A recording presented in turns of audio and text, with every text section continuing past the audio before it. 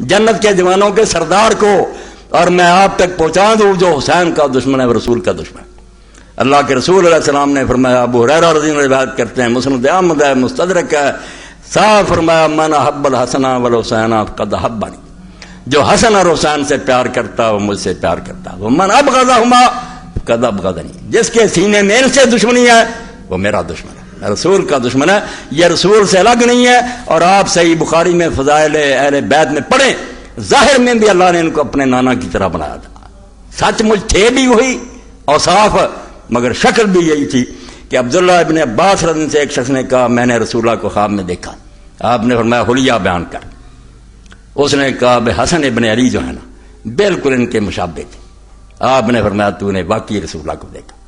صحیح بات ہے کہ حسن سر سے پاؤں تک رسول اللہ کے مشابہ تھے۔ اور جب عبید اللہ ابن زیاد کا امام بخاری ترمذی لکھتے ہیں نامراد،